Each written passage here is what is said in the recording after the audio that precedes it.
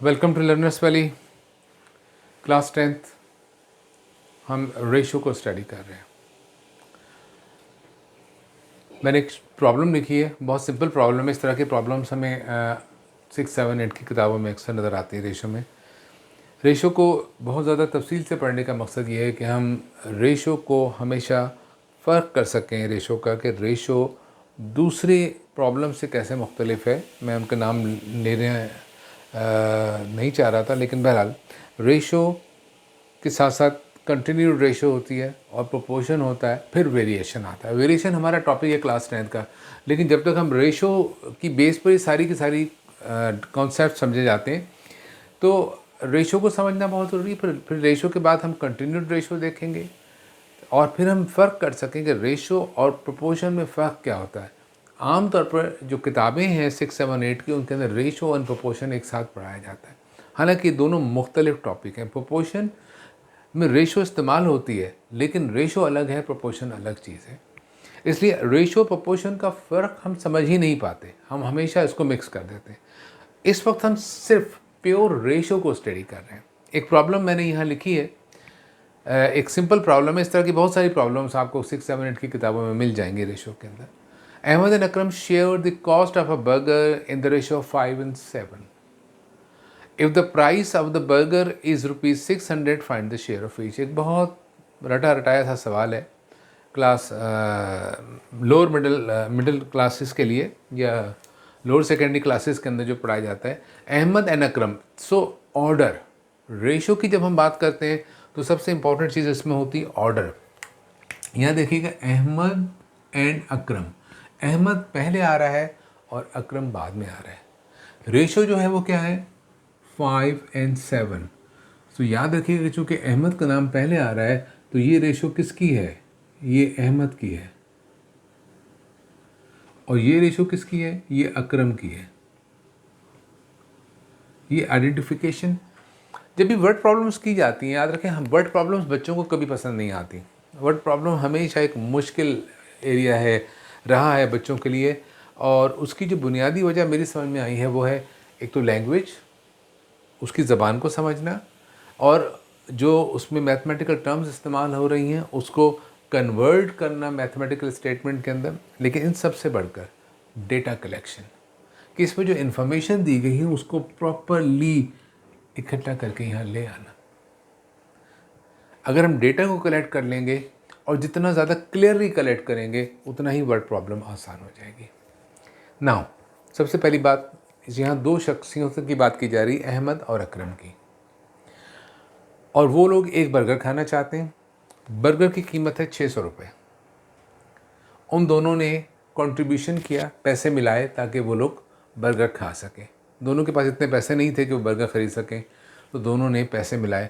जो उन्होंने पैसे शेयर किए आपस में, जो मिलकर 600 बन रहे हैं। सिंपल सी बात है कि दोनों का जो भी कंट्रीब्यूशन है इसको जब मिलाया जाए तो वो कितना बन रहा है, 600।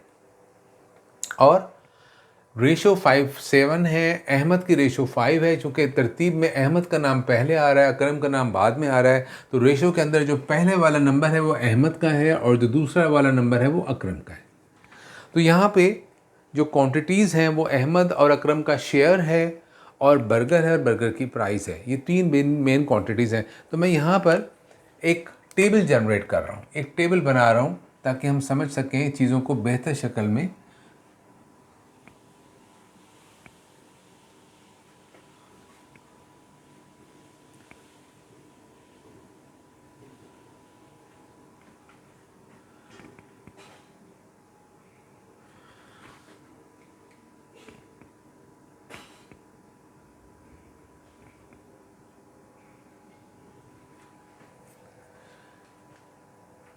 ये जो वैल्यूज़ हैं इसमें अहमद आ गया,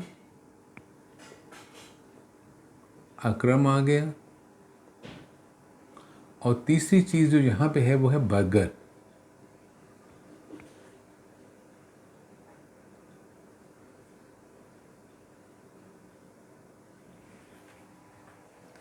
यहाँ पे एक तो उनकी ओरिजिनल वैल्यू रेशो आएगी यहाँ पे, और फिर उसकी वैल्यू क्या होगी इस रेशो की। ये इस तरह से टेबल मैंने बनाया है। ये तीन चीज़ें हमारे पास हैं, अहमद है और अकरम है। अहमद का कंट्रीब्यूशन है और अकरम का कंट्रीब्यूशन है बर्गर के अंदर, जो कि रुपीज़ की फॉर्म में होगा, क्योंकि ये तीनों क्वांटिटीज़ रुपीज़ की फॉर्म में। अहमद का जो कंट्रीब्यूशन है वो भी रुपीज़ में है, अकरम का कंट्रीब्यूशन वो भी रुपीज़ में है, और जो बर्गर की कॉस्ट है वो भी रुपीज़ में है। तो लिहाजा तीनों सिमिलर क्वांटिटीज़ हैं। तो ratio actually between two quantities नहीं रह जाती, यहाँ पे एक्चुअली तीन क्वांटिटीज़ इन्वॉल्व हो रही हैं। वैल्यू हमें नहीं मालूम।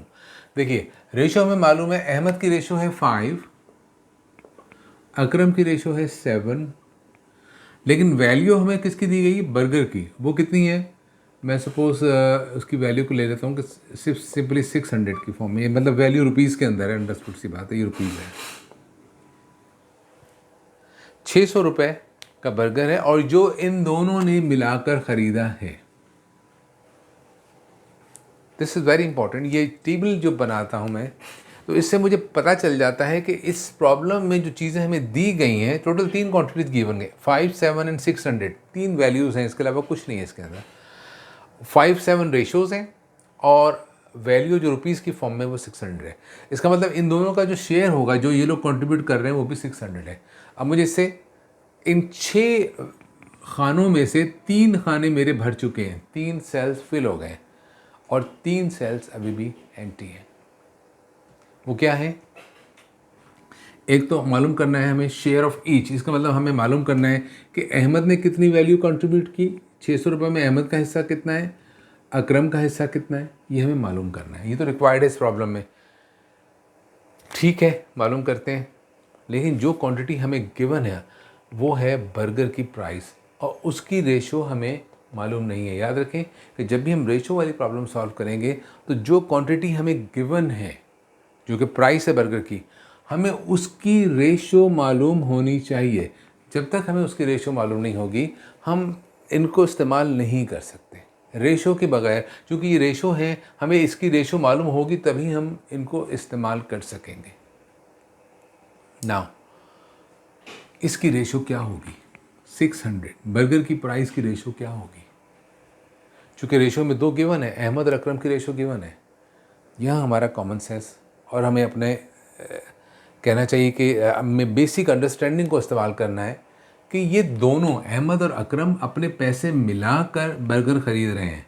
इन दोनों के शेयर मिलकर बर्गर की कीमत बना रहे हैं, और बर्गर की कीमत है 600 रुपये, और इनके जो हिस्से हैं वो है 5 और 7। सपोज़ इसने 5 हिस्सा मिलाया, इसने 7 हिस्सा मिलाया, तो टोटल कितने हिस्से बन गए? क्योंकि यहाँ टोटल है, ये इन दोनों के हिस्सों को मिलाकर आया है, तो इसका टोटल क्या होगा?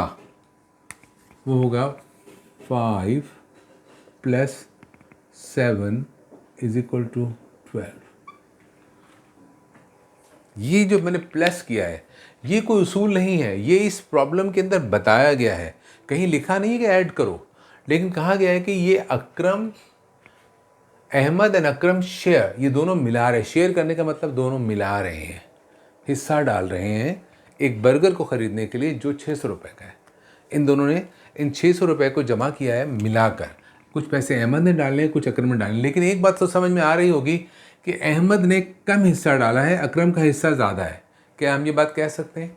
ये हमें रेशो बता रही है। कितना ज़्यादा है ये तो हमें नहीं मालूम, इसलिए जब तक हमें दोनों का हिस्सा मालूम नहीं होगा, हम नहीं कह सकते कि अकरम ने कितने ज़्यादा पैसे डाले हैं और अहमद ने कितने कम डाले हैं। ये भी हमें मालूम नहीं हो सकता। एनी हाउ, फिर वक्त तो हम कोशिश करते हैं किसी तरह से इन दोनों का हिस्सा मालूम कर लें। कि हमें इसका हिस्सा मालूम है, नहीं मालूम है। यहाँ पे अगर हम थोड़ी सी अलजबरा की हेल्प ले लें तो कोई हर्ज नहीं होगा। चाहे तो उनका शेयर, उस वर्ड को इस्तेमाल कर लें, अहमद शेयर और अहमद की वैल्यू और अकरम, या हम इसको सिंपल कर लेते हैं। हम यहाँ पे दे देते हैं कि ये है अहमद का शेयर x है और अकरम का शेयर y है। जो भी अकरम ने पैसे मिलाए, और यकीनन इन दोनों को ऐड करके x + y किसके बराबर आ रहा है?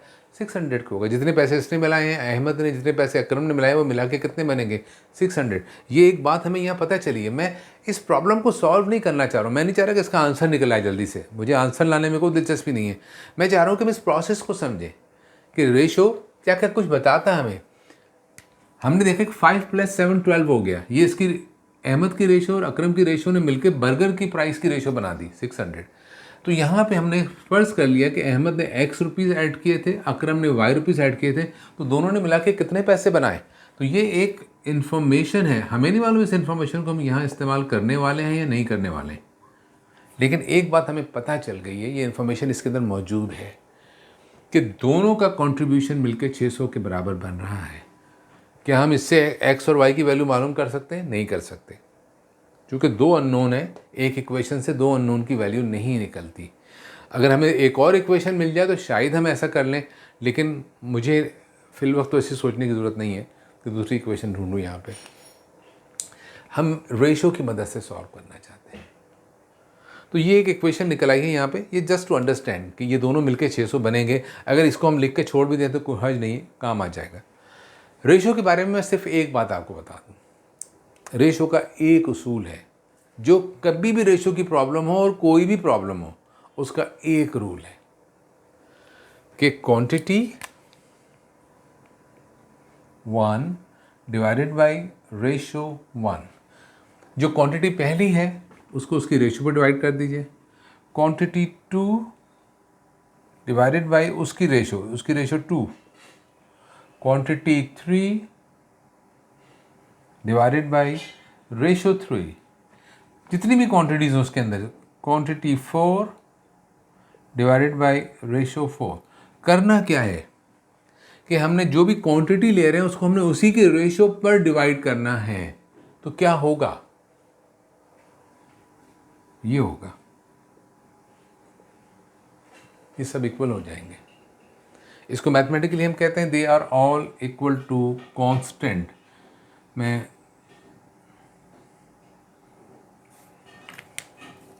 ये सब के सब कांस्टेंट हैं।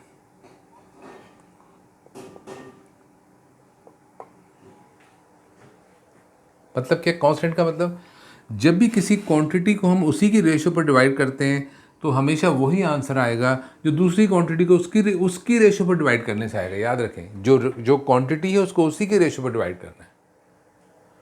क्वांटिटी कोई भी हो, क्वांटिटी 3 है तो उसको उसकी रेशो पर डिवाइड करेंगे, चौथी क्वांटिटी है तो उसको उसी के रेशो पर डिवाइड करेंगे। यहाँ पर क्या प्रॉब्लम है, यहाँ पर हमें दो वैल्यूज़ मालूम करनी है और हमें गिवन एक वैल्यू है। तो उसूल ये है, quantity divided by it's ratio. अब मिसाल के तौर पे जो क्वांटिटी में मैं एक्स मालूम करने जा रहा हूँ, मैं इस रूल को इस्तेमाल करना चाहता हूँ। क्या करूँगा, मैं इसे मिटा रहा हूँ इस वक्त यहाँ से, जगह की कमी की वजह से। टेबल मैं नहीं मिटा सकता फिल वक्त कि एक्स को मैं डिवाइड कर रहा हूँ इसकी रेशो पे, वाई को डिवाइड कर रहा हूँ इसकी रेशो पे, सॉरी वाई डिवाइडेड बाय, और जो बर्गर की प्राइस है उसको डिवाइड कर रहा हूँ मैं इसकी रेशो पे, दैट इज 12। ये है, तो क्या होगा, ये सब बराबर हो जाएंगे। किसके बराबर होंगे इससे में इंटरेस्ट नहीं है, कांस्टेंट है, मतलब इस सब के सब बराबर होंगे, एक ही वैल्यू आएगी इनकी। कांस्टेंट का मतलब चेंज नहीं होगी। अब इसमें से हम, ये हमारे पास एक एग्जैक्ट वैल्यू आएगी, इसमें दो वेरिएबल्स हैं, ये सब के सब बराबर हैं आपस में, तो हम इसमें से कोई भी दो स्टेटमेंट को यूज़ करेंगे और उनकी मदद से हम एक इक्वेशन बनाएंगे और उसकी वैल्यू को निकाल लेंगे। तो हम चाहें तो इसको कैसे लिख सकते हैं, एक वक्त में हम दो ही क्वांटिटीज़ को इस्तेमाल करेंगे, एक अननोन और एक नोन। सपोज मैं एक्स को यूज़ कर रहा हूँ, ये अननोन है और ये नोन है 600। एक्स अपॉन 5, क्वांटिटी को हमने इसकी रेशो पर डिवाइड किया, इस क्वांटिटी को इसकी रेशो पर डिवाइड किया, तो क्या हुआ, ये इक्वल हो गए। जब भी किसी प्रॉब्लम में किसी एक सिनेरियो के अंदर हम क्वांटिटीज़ को उसकी रेशो पर डिवाइड करेंगे, दे विल बिकम इक्वल। अब ये क्या बन रहा है, देखिए यहाँ पे 12 से ये सिंपली कैंसिल हो सकता है, 12 वन ज़ा 12, 12 5 ज़ा 60, 0 आ गया यहाँ पे, ये बन गया 50। ये x अपॉन 5 है, 5 यहाँ आएगा, 50 से मल्टीप्लाई होगा तो ये क्या बन जाएगा, 250। x क्या है, अहमद का शेयर है। इसका मतलब अहमद ने कितने पैसे कंट्रीब्यूट किए थे,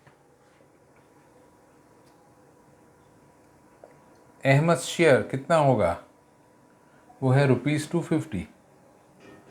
अब चूँकि दो ही क्वांटिटीज़ इसमें इन्वॉल्व थी, दो ही लोग इसमें इन्वॉल्व हैं एक्स एंड वाई, तो हमने अभी इससे पहले एक इक्वेशन लिखी थी यहाँ पे कि x plus y is equal to 600, ये इससे निकाला था हमने। चूँकि हमें x मालूम हो चुका है, x 250 है, plus y is equal to 600, तो 250 यहाँ आएगा, y 600 में माइनस हो जाएगा, तो जवाब आ जाएगा 350। तो हमें अकरम का शेयर भी मालूम हो गया। अकरम का शेयर क्या है? ₹350। आप देख सकते हैं 250 और 350 को मिलाएं तो कितने बन जाएंगे? 600। तो अहमद और अकरम ने बर्गर खाने के लिए 250 और 350 रुपये आपस में मिलाए और 600 रुपये का बर्गर ख़रीदा और दोनों ने मिलकर खा लिया। उन्होंने कितना कितना बांटा ये मालूम नहीं, एक बर्गर को फिल वक्त हम उन्होंने बर्गर ख़रीद लिया। अब उसके बाद में वो कैसे खाते हैं, लड़ते हैं आपस में या सुलह सफाई के साथ खा लेते हैं, that is the out of the scope of this problem. हमारी प्रॉब्लम इतनी है कि उन्होंने बर्गर ख़रीदना था, उन्होंने ख़रीद लिया, 600 रुपये उन्होंने इकट्ठे किया, बर्गर ख़रीद लिया। उसके अंदर इन्होंने कितने कितने पैसे मिलाए, ये भी प्रॉब्लम का एक एस्पेक्ट है। इस प्रॉब्लम के अंदर, इसी सिनेरियो के अंदर, इस प्रॉब्लम के अंदर बहुत सारे तरीक़ों से नई प्रॉब्लम्स पैदा की जा सकती हैं कि मैं अब इसको ग्रेजुअली इसी प्रॉब्लम को, ये 600 रुपीज़ वाली बात ही रहेगी यहाँ पे, और अहमद और अकरम ही रहेंगे इसके अंदर, और 5 और 7 की रेशो ही मैं रखूँगा और इस प्रॉब्लम को चेंज करूँगा मुख्तलिफ़ तरीक़ों से, एंड वी विल सी कि ये सिनेरियो कैसे बदल जाता है। अब देखिए पहली सूरत में Ahmad and Akram share the cost of a burger in the ratio 5 and 7। ये स्टेटमेंट तो बिल्कुल सेम रख रहा हूँ मैं, इसको चेंज नहीं कर रहा, ये कोई बेसिक स्टेटमेंट है। बर्गर की कॉस्ट 600 है, वो भी फिक्स है, लेकिन मैं यहाँ पे प्रॉब्लम को चेंज कर रहा हूँ। तो अब मैं क्या करूँगा इसके अंदर,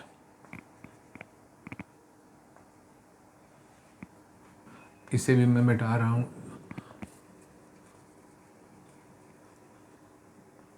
ये 5 और 7 तो अपनी जगह पे फिक्स रहेगा। लेट्स सी अब प्रॉब्लम का क्या हशर करेंगे हम।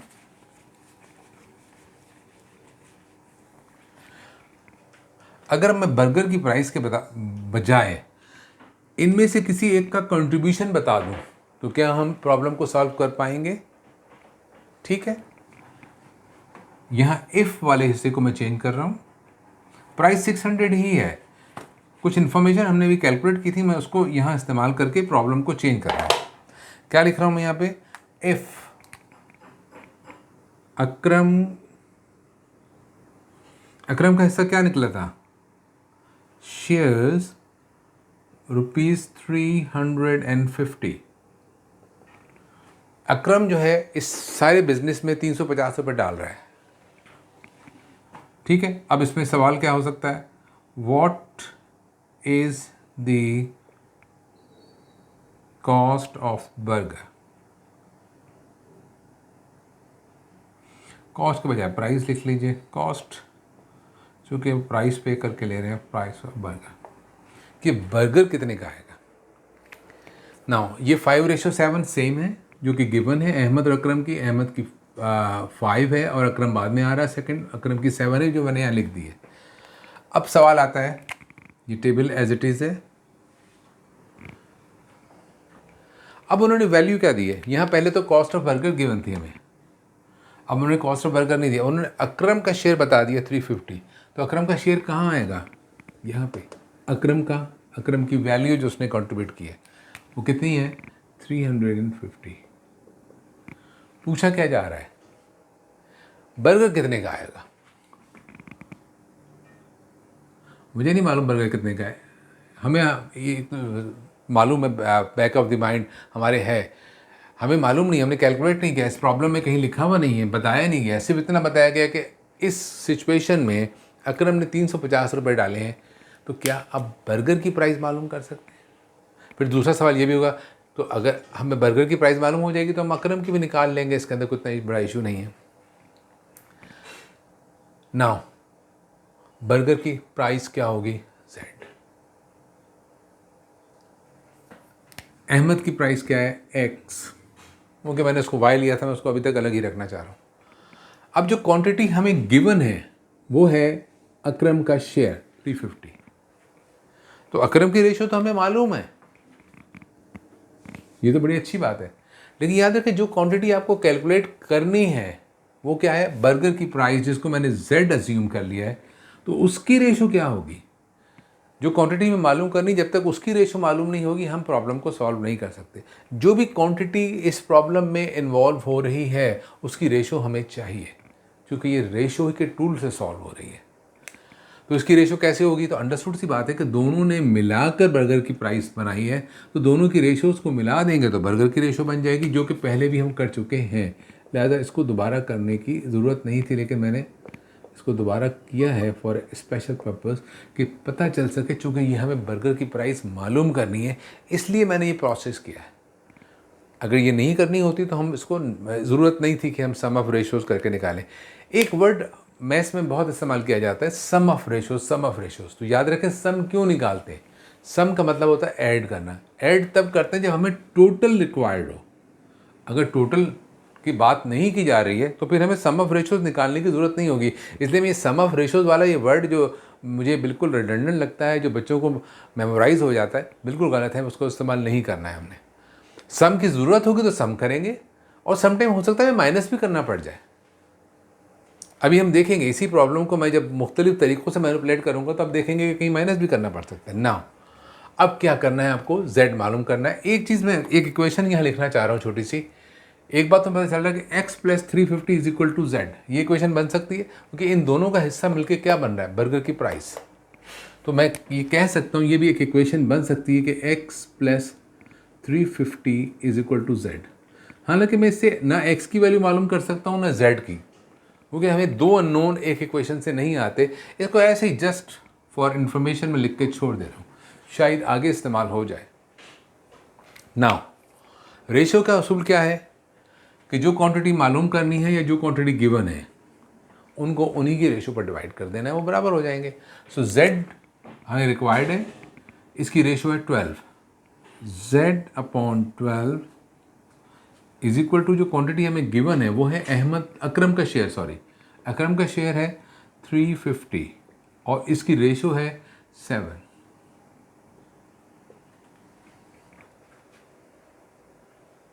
देखिए 7 × 7, 7 × 5 = 35, 0 आ गया।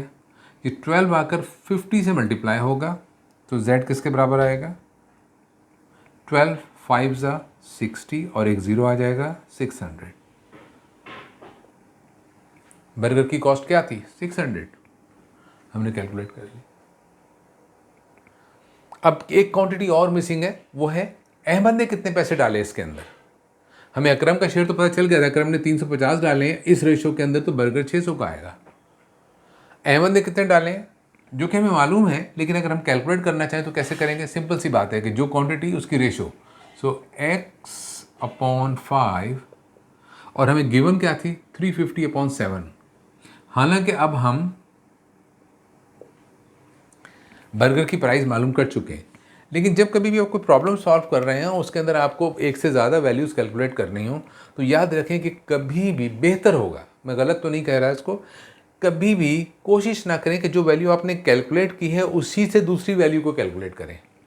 ये एक मशवरा है। क्यों है ये मशवरा, क्या होता है कि अगर खुदा न खास्ता आपने इस कैलकुलेशन में गलती कर दी और आपका ये वैल्यू गलत आई तो फिर आपकी ये दूसरी वैल्यू भी गलत ही आएगी, चूँकि आप जो इस्तेमाल कर रहे हैं वो ये है, और अगर ये गलत है तो ये भी गलत हो जाएगा, तो आपका पूरा सवाल गलत हो जाएगा। इसलिए जब कभी भी प्रॉब्लम को सॉल्व कर रहे हो तो याद रखें कि जो चीज़ आपने कैलकुलेट करके निकाली है उसके बजाय जो चीज़ गिवन है क्वेश्चन में उसको ही इस्तेमाल कीजिए, उसको यूज़ करके आप वैल्यू निकालें। तो आपकी गलती, अगर आधा सवाल आपका गलत भी हो गया है तो आधा सवाल सही हो जाएगा, तो एग्ज़ाम में आपको इसका बेनिफिट मिलेगा। टीचर तो समझ सकता है कि ये गलती है इसकी वजह से गलत हुआ, क्योंकि टीचर तो आपको प्रोसेस सिखा रहा है। नाउ क्या होगा, 7 × 7, 7 × 5 = 35, 0 आ गया। x ये 5 यहाँ के 50 से मल्टीप्लाई होगा 250। ये चीज़ हमें मालूम थी, सिर्फ मैं कैलकुलेट करने का तरीका बता रहा था। अगर हम इस इक्वेशन को इस्तेमाल करें तो इससे भी हम x की वैल्यू निकाल सकते हैं। x + 350, देखिए x + 350 = z की वैल्यू हम निकाल चुके हैं 600। 350 यहाँ के 600 में से माइनस हो जाएगा तो x की वैल्यू क्या आ जाएगी, 250। तो ये इक्वेशन जो हमने यहाँ निकाली थी कॉमन सेंस से अपने कि ये दोनों वैल्यूज़ मिलकर तीसरी वैल्यू को बना रही हैं, इससे भी हम वैल्यूज़ निकाल सकते हैं, ये बिल्कुल सही होगा। तो प्रॉब्लम के अंदर, इसके अंदर ही सब कुछ गिवन है, हमें इसी के अंदर से करना है। मैं इस प्रॉब्लम को एज इट इज़ यहाँ बोर्ड पे रखूँगा, इसे नहीं मिटाऊँगा, और हम इसके अंदर नई प्रॉब्लम्स क्रिएट करेंगे इसी एक सिनेरियो में। ये जो हमने सिचुएशन बनाई है कि दो लड़के अहमद और अकरम, उन्हें बर्गर खाना था, दोनों के पास पूरे पैसे नहीं थे, उन दोनों ने पैसे मिलाए और बर्गर ख़रीद लिया। ठीक है जी। बर्गर ख़रीदने के लिए अब उनके पास जितने भी पैसे थे, हमने उसकी रेशो निकाली 5:7, उन्होंने कंट्रीब्यूशन किया, उसके बाद उन्होंने बर्गर ख़रीद लिया। अब या तो बर्गर की प्राइस आपको मालूम होगी या व्हाट्सोएवर, जो भी चीज़ गिवन है, यकीनन प्रॉब्लम चेंज हो जाता है, आपको कौन सी बात बताई जाती है और उसकी वजह से आपको बाकी चीज़ें निकालनी होगी। Okay, so we will continue this problem और इसके डिफरेंट एस्पेक्ट्स को एक्सप्लोर करेंगे in our next lesson. Till then, thank you very much.